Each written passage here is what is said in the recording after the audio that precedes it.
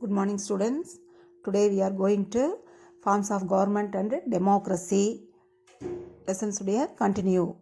In previous class, forms of government, democracy, what is democracy, meaning of democracy, and definition, salient features of democracy, evaluation of democracy, and forms of democratic government அப்படின்னு சொல்லிட்டு some topics வந்து நம்ம பார்த்தோம்.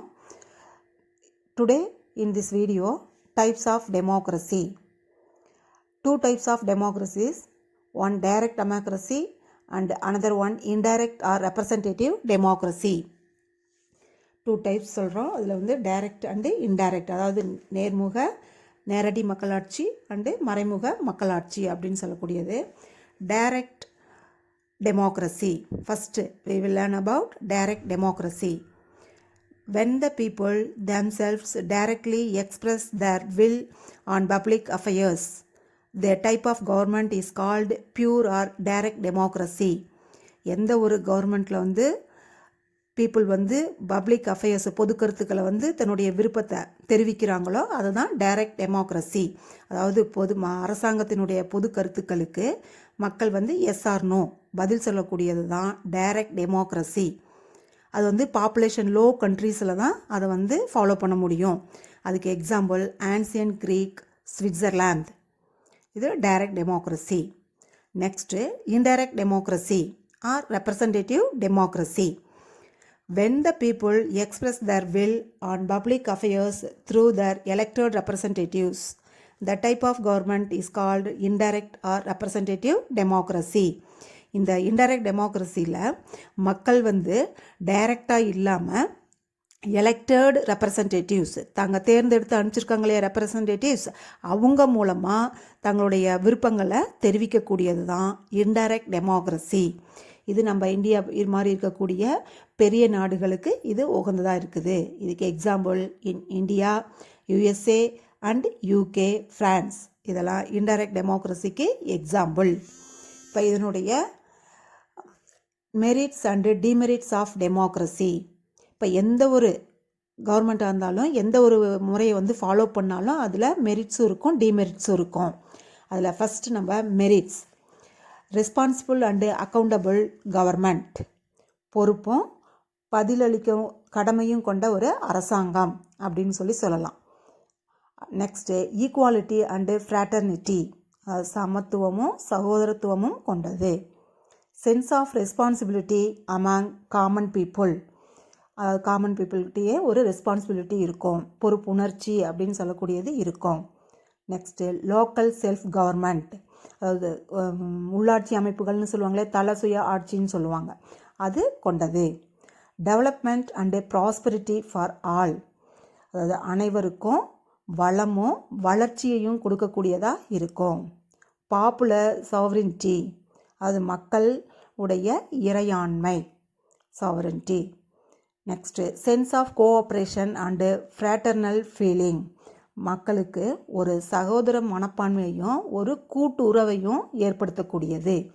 இதெல்லாம் இந்த மெரிட்ஸில் இருக்கக்கூடிய டெமோக்ரஸியில் இருக்கக்கூடிய merits. அதே மாதிரி டிமெரிட்ஸும் இருக்குது, அது தீமைகள்.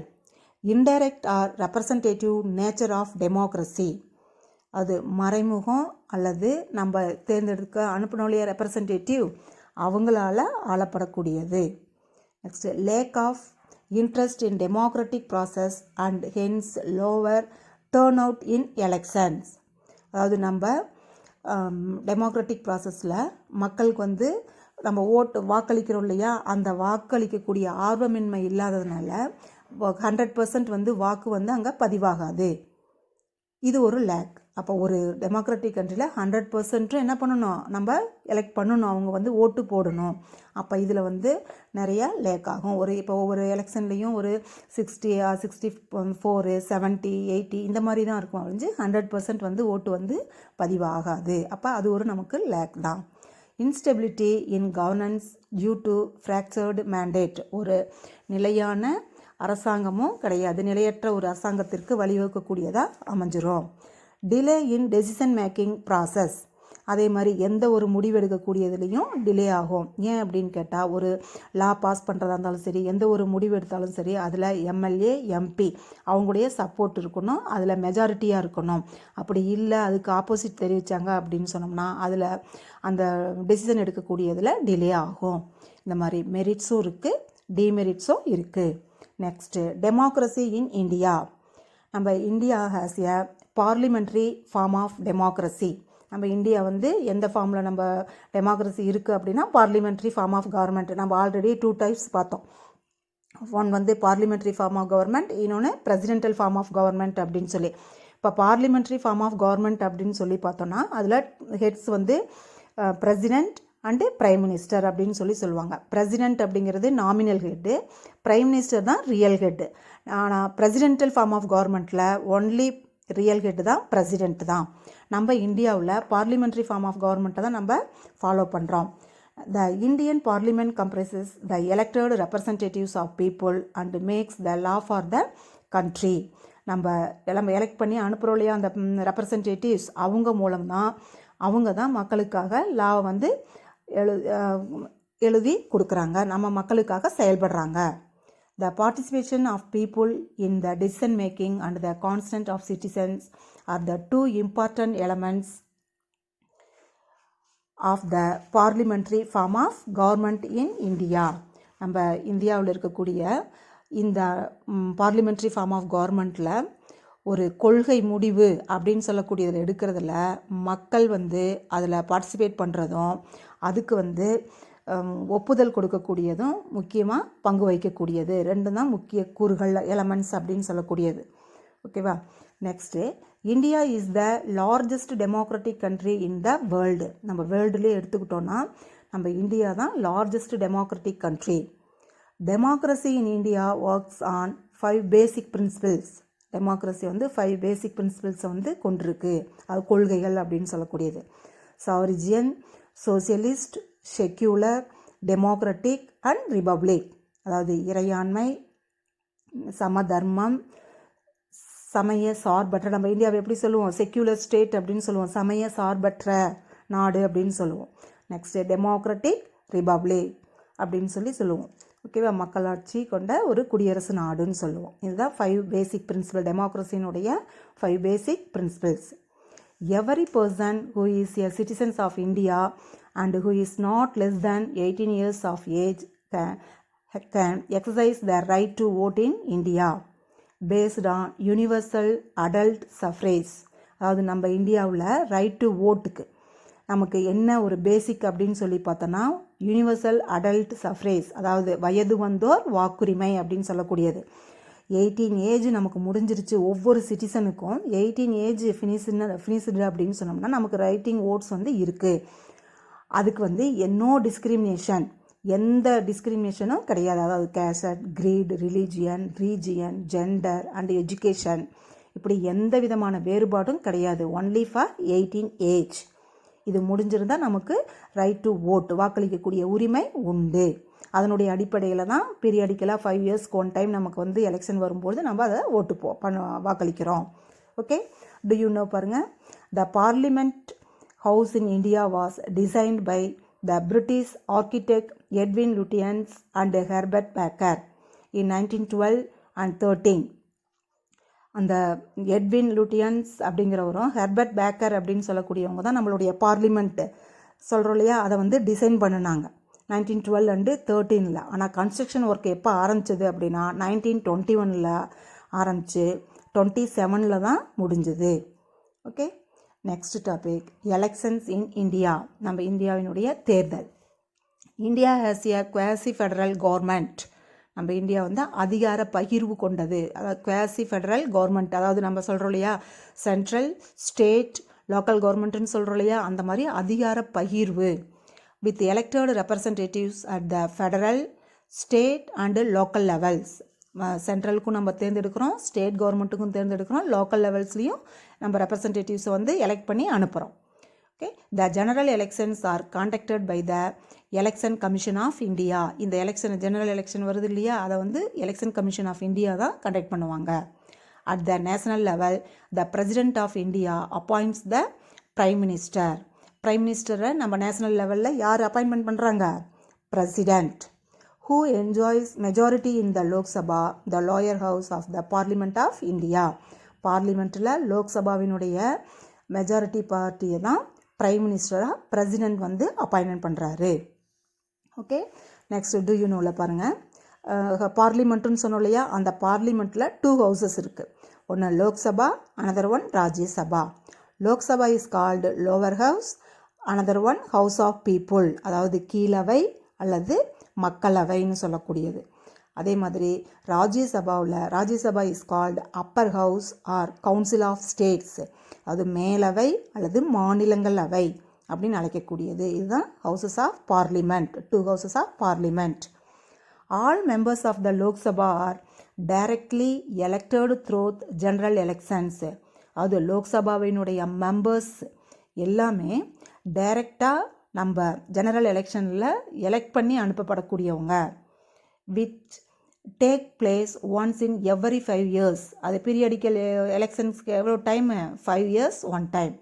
இன் normal circumstances 2 Anglo Indian members can be nominated by the president of India to the Lok Sabha. அதில் 2 மெம்பர்ஸை வந்து ஆங்கிலோ இந்தியன்ஸ், அவங்கள வந்து பிரசிடெண்ட் வந்து நாமினேட் பண்ணுவாங்க. அது வந்து ஜனவரி 2020 முடிஞ்சுது அந்த 2 ஆங்கிலோ இந்தியன்ஸ். அதுக்கப்புறம் அது இல்லை, அமெண்ட்மெண்ட் படி அதை வந்து எடுத்துட்டாங்க. நெக்ஸ்ட்டு ராஜ்யசபா.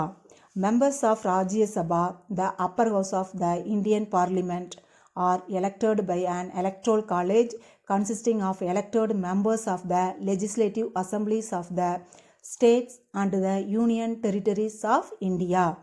இந்த லோக்சபா அப்படின்னு சொன்னோம்னா டைரெக்டாக மக்களால் தேர்ந்தெடுக்கப்படக்கூடியது, எலெக்டட் ரெப்ரசன்டேட்டிவ்ஸ். ஆனால் ராஜ்யசபாவில் அதுக்கு ஒரு அமைப்பு, எலெக்ட்ரல் காலேஜ் அப்படின்னு சொல்லக்கூடியதும், அதே மாதிரி ஸ்டேட்டில் அசம்பிளி, நம்ம லெஜிஸ்லேட்டிவ் அசம்பிளிஸ் இருக்குது இல்லையா, எம்எல்ஏன்னு சொல்கிறோம் இல்லையா, அவங்களாலையும் யூனியன் டெரிட்டரிஸில் இருக்கக்கூடியவங்களாலையும் தேர்ந்தெடுத்து அங்கே வந்து ராஜ்யசபாவுக்கு வந்து அனுப்புகிறாங்க. The President of India nominates 12 members for their contributions to art, literature, science and social service. இதில் 12 மெம்பர்ஸ் அவங்களுடைய பங்கு யாராக இருக்கும் அப்படின்னு பார்த்தோம்னா, ஆர்ட்டில், லிட்ரேச்சரில், சயின்ஸில், சோசியல் சர்வீஸில் அவங்க வந்து நல்லா அவங்களுடைய பங்கு வந்து அதிகமாக இருக்கும். அதில் வந்து அவங்க வந்து அதிகமான நாலேஜ் இருக்கும், அதில் வந்து அவங்க திறமை படைத்தவர்களாக இருப்பாங்க. அவங்கள தான் அந்த 12 மெம்பர்ஸை வந்து அதில் பிரசிடெண்ட் வந்து நாமினேட் பண்ணுவார். Okay, the first elections in democratic India. General elections to the first Lok Sabha since independence were held in India between 25th October 1951 and 21 February 1952. நம்ம ஆஃப்டர் இண்டிபெண்டன்ஸ் நம்ம ஃபஸ்ட்டு ஜென்ரல் எலெக்ஷன் அப்படின்னா 1951 and 52, அப்போ தான் நம்ம first நம்ம இந்தியாவில் வந்து election நடக்குது. 25 அக்டோபரில் 1951லையும் 21 பிப்ரவரி 1952லையும். அதில் த இந்தியன் நேஷனல் காங்கிரஸ், ஐஎன்சின்னு சொல்லக்கூடியது, அது அந்த இந்தியன் நேஷனல் காங்கிரஸ் எப்போ ஃபார்ம் பண்ணுனதுன்னா 1885ல். அந்த இந்தியன் நேஷனல் காங்கிரஸ் தான் அதில் போட்டியிடுது. அதில் 489 சீட்ஸில் 364 வந்து வின்னிங் பண்ணுறாங்க. அதில் யார் அப்படின்னு கேட்டால் ஜவஹர்லால் நேரு, அவர் தான் நம்ம இந்தியாவினுடைய first prime minister of the country. Okay, இப்போ இது வந்து ஆஃப்டர் இண்டிபெண்டன்ஸுக்கு பிறகு நமக்கு ஜென்ரல் எலெக்ஷன் ஃபஸ்ட்டு. ஆனால் பிரிட்டிஷ் இந்தியா பீரியட்லேயே ஒரு ஜென்ரல் எலெக்ஷன் நடந்துச்சு. எப்போ? 1920ல். இம்பீரியல் லெஜிஸ்லேட்டிவ்க்கும் ப்ரொவின்சியல் கவுன்சிலுக்கும் 1920ல், அதாவது மத்திய சட்டசபைக்கும் மாகாணங்கள் அப்படின்னு சொல்லக்கூடிய சட்டசபைக்கும், மாகாணங்கள்னால் இப்போ சென்னை, மும்பை, கல்கத்தா இதெல்லாம் வந்து ஒவ்வொரு ப்ரொவின்சியல்னு சொல்லக்கூடியது. இந்த மாகாணங்களுக்கு ஒரு எலெக்ஷனை வந்து நம்ம பிரிட்டிஷ் இந்தியா பீரியடில் 1920ல் ஃபஸ்ட்டு எலெக்ஷனை நடத்தியிருக்காங்க. ஆனால் ஆஃப்டர் இண்டிபெண்டன்ஸ் 1951 அண்டு 52 தான் first election. Next major challenges to Indian democracy. நம்ம இந்தியன் டெமோக்ரஸி வந்து எதிர்கொள்ளக்கூடிய சவால்கள் அப்படின்னு சொல்லக்கூடியது நிறைய இருக்குது. Democracy is the dominant form of government in the contemporary world. இந்த வேறுபாடான இந்த உலக இருக்கக்கூடிய இந்த இதில் டெமோக்ரஸி வந்து அதிக நாடுகளால் பின்பற்றப்படக்கூடியது. இது வரலாம் இதுகிட்ட வந்து அதாவது it has not faced a serious challenges or a rival so far. இதுக்கு போட்டியாகவோ இல்லை வேறு வகையிலையோ பின்பற்றுறது வேறு எதுவுமே இல்லை. டெமோக்ராட்டிக் தான் வேர்ல்டு லெவலில் நிறைய கண்ட்ரிஸ் வந்து ஃபாலோ பண்ணுறாங்க. In the last 100 years, there has been an expansion of democracy all over the world. இப்போ முடிஞ்சதுலேருந்து வரக்கூடிய ஒரு 100 இயர்ஸாக வந்து டெமோக்ரஸி தான் வேர்ல்டு லெவலில் அதிகமாக பின்பற்றிட்டு வர்றாங்க. உலகெங்கிலுமே விரிவடைஞ்சிட்டு வருது. The various aspects of democracy and its challenges are, நம்ம எதிர்கொள்ளக்கூடிய பிரச்சனைகள் அப்படின்னு சொல்லி பார்த்தோன்னா, நம்ம இந்தியாவில் இல்லட்ரஸி, poverty, gender discrimination, regionalism, casteism, communalism and religious fundamentalism. Next, corruption. Next, criminalization of politics. Last one, political violence. இந்த மாதிரியான பிரச்சனைகளை வந்து நம்ம டெமோக்ரஸி வந்து சேலஞ்சஸாக இருக்குது, எதிர்கொள்ளக்கூடிய பிரச்சனைகளாக இருக்குது. அதாவது இல்லட்ரஸி, வறுமைன்னு சொல்லக்கூடியது, கல்வி அறிவின்மைன்னு சொல்லக்கூடியது, பவர்ட்டி, வறுமைன்னு சொல்லக்கூடியது, ஜெண்டர் டிஸ்கிரிமினேஷன், அதாவது இன வேறுபாடு, அதாவது ஆண் பெண் அப்படின்னு சொல்லக்கூடிய பாகுபாடு இன்றளவுலையும் இருந்துக்கிட்டு தான் இருக்குது. ரீஜனலிசம், அதாவது வட்டார பிரச்சனைகள் சொல்லக்கூடியது, கேஸ்டிசம், கம்யூனலிசம் அண்டு ரிலீஜியஸ் ஃபண்டமெண்டலிசம்னு அதாவது ஜாதி, வகுப்புவாதம், மத பிரச்சனைகள், இதுவும் இன்னமும் இருந்துக்கிட்டே தான் இருக்குது. கரப்ஷன், ஊழல்னு சொல்லக்கூடியது, கிரிமினலைசேஷன் ஆஃப் பொலிட்டிக்கல்ஸ், அதாவது அரசியல் குற்ற செயல்பாடுகள்னு சொல்லக்கூடியது, அங்கே அரசியலுக்குள்ளேயே நடக்கக்கூடிய குற்ற செயல்பாடுகள். அதே மாதிரி பொலிட்டிக்கல் வயலன்ஸ், அரசியல் வன்முறைன்னு சொல்லக்கூடியது. இந்த மாதிரி பிரச்சனைகள்லாம் இருக்கிறதுனால இதையெல்லாம் எதிர்கொள்ளக்கூடிய ஒரு நமக்கு வந்து சேலஞ்சஸாக இருக்கக்கூடியது. Next, conditions for the success of democracy in India. இப்போ நம்ம இதை வந்து வெற்றியாக செயல்படுத்துவதற்கான நிபந்தனைகள் என்னென்ன அப்படின்னு சொல்லி பார்த்தோன்னா, empowerment of the poor and illiterates to enjoy the goodness of democracy. அதாவது பூவர் பீப்புளும் இல்லிட்ரேட்ஸ், அதாவது ஏழைகள், எழுத்தறிவற்றோன்னு சொல்கிறோம் இல்லையா, அவங்களுக்கும் இந்த டெமோக்ரஸியினுடைய பவர் கிடைக்கணும். எம்பவர்மெண்ட், அதாவது அவங்களுடைய அந்த பலன்கள் வந்து அவங்க அனுபவிக்கணும், அவங்களுக்கு கிடைக்கணும். willingness among the elected people not to misuse their powerful position and public wealth. அதே மாதிரி நம்ம எலெக்ட் பண்ணி அனுப்பணும் இல்லையா, அங்கே ரெப்ரசன்டேட்டிவ்ஸ் அனுப்பணும் இல்லையா, அவங்க வந்து அந்த அதிகாரத்தில் இருக்கிறதுனால அதை வந்து அவங்க என்ன பண்ணக்கூடாது, மிஸ்யூஸ் பண்ணக்கூடாது. அதை சரியான முறையில் பயன்படுத்தி அந்த எலெக்டட் பீப்புளுக்கு வந்து சரியான முறையில் செயல்படுத்தணும். Eradication of social evils and dangerous from which democracy suffers. இந்த டெமோக்ரஸியை சஃபர் பண்ணக்கூடிய சோசியல் ஈவில்ஸையும் டேஞ்சர்ஸையும் எராடிகேட் பண்ணணும். Next, impartial and efficient press to form public opinion. அதாவது அந்த பத்திரிகைகள்னு சொல்கிறோம் இல்லையா, அவங்க வந்து எந்த விதமான இம்பார்ஷியலும் இல்லாமல் பொதுமக்களினுடைய கருத்துக்களை வந்து வெளிப்படுத்தணும். Presence of strong public opinion, அதே மாதிரி பொதுமக்களினுடைய கருத்துக்களும் வலுவானதாக இருக்கணும். Feeling of tolerance and communal harmony among the people. டாலரன்ஸ்ன்னு சொல்லக்கூடியது சகிப்புத்தன்மை, மத நல்லிணக்கம், அந்த மக்களிடையே அந்த உணர்வுகளும் வேணும், சகிப்புத்தன்மையும் வேணும், நல்லிணக்கமும் வேணும். Awareness among the people of the fundamental rights that they are entitled to enjoy. ஒவ்வொரு சிட்டிசனுக்கும் நம்ம ஃபண்டமெண்டல் ரைட்ஸினுடைய அவேர்னஸ் வேணும். ஒவ்வொரு சிட்டிசனுக்கும் நம்ம அந்த ஃபண்டமெண்டல் ரைட்ஸ்னு சொல்லக்கூடிய 6 ஃபண்டமெண்டல் ரைட்ஸ் இருக்கு இல்லையா, அதனுடைய அவேர்னஸ் வேணும். நம்ம அதை எப்படி நம்ம பயன்படுத்திக்கணும் அப்படிங்கிற அவேர்னஸ் வேணும். Conscious check and vigilance on the working of the elected representatives. அதே மாதிரி நம்மள எலெக்ட் பண்ணப்பட்ட அந்த ரெப்ரசன்டேட்டிவ்ஸ் இருக்காங்க இல்லையா, அவங்க செயல்பாடுகளை வந்து கண்காணிக்கணும், மக்களினுடைய செயல்பாடுகளையும் கண்காணிக்கணும். எது மக்களுக்கு வந்து நல்லது, அது வந்து அவங்களுக்கு சரியான முறையில் நம்ம செய்யக்கூடிய சலுகைகள்லாம் போய் சேருதா அப்படிங்கிற மாதிரி அவங்க வந்து அதை வந்து கண்காணிச்சுக்கிட்டே இருக்கணும். Powerful and responsible opposition. அதே மாதிரி ஒரு டெமோக்ரஸி வந்து சரியான முறையில் செயல்படணும் அப்படின்னா ஆப்போசிஷன் பார்ட்டி வந்து பவர்ஃபுல்லாகவும் இருக்கணும், ரெஸ்பான்சிபிளாகவும் இருக்கணும்.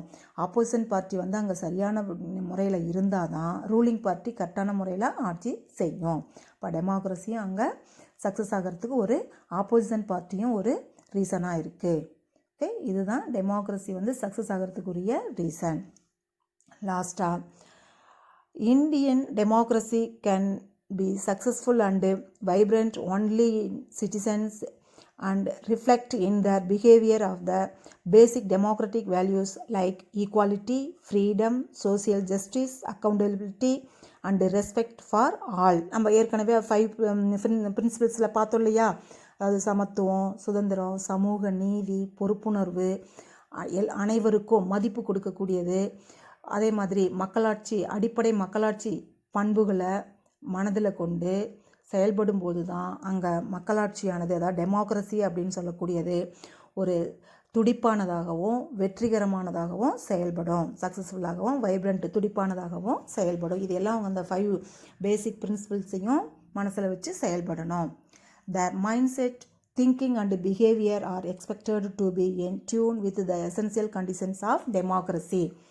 அது மக்களுடைய எண்ணம், சிந்தனைகள், அவங்களுடைய நடத்தைகள், இது எல்லாம் தான் மக்களாட்சியினுடைய தலையாய அவங்களுடைய கொள்கையாக பொருத்தி செயல்படணும். மக்களுக்கு இது எல்லாம் போய் சேரணும், அவங்களுடைய இலக்குகளை நடைமுறைப்படுத்தணும், நம்ம அதுக்கு முன்மாதிரியாக இருக்கணும் அப்படின்னு சொல்லி செயல்படணும்.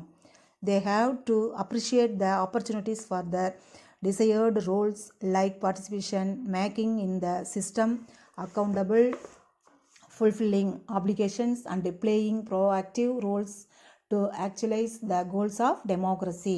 இந்த எண்ணங்களையெல்லாம் வச்சு செயல்படும் பொழுது தான் அங்கே தமக்கு அளிக்கப்பட்ட வாய்ப்புகளுக்கு மதிப்பு, அந்த ரெப்ரசன்டேட்டிவ்ஸ்க்கு மக்களால் தேர்ந்தெடுக்கப்பட்டு அங்கே அனுப்பப்பட்டவங்களுக்கு ஒரு மதிப்பு இருக்கும். அவங்க மக்களினுடைய நலனை அடிப்படையாக கொண்டு செயல்படணும். அப்போ தான் அது வெற்றிகரமாக டெமோக்ரஸியானது செயல்படும்.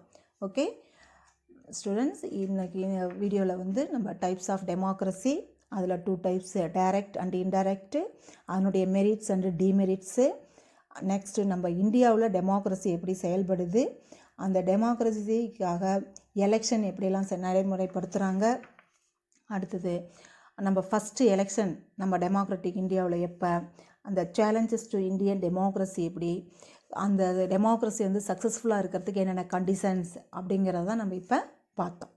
Okay, thank you students. இப்போ நீங்கள் இந்த லெசனை 1 டைம்க்கு 2 டைம்ஸ் ரீட் பண்ணி பாருங்கள். அப்போ தான் உங்களுக்கு நல்லா புரியும். ஓகே.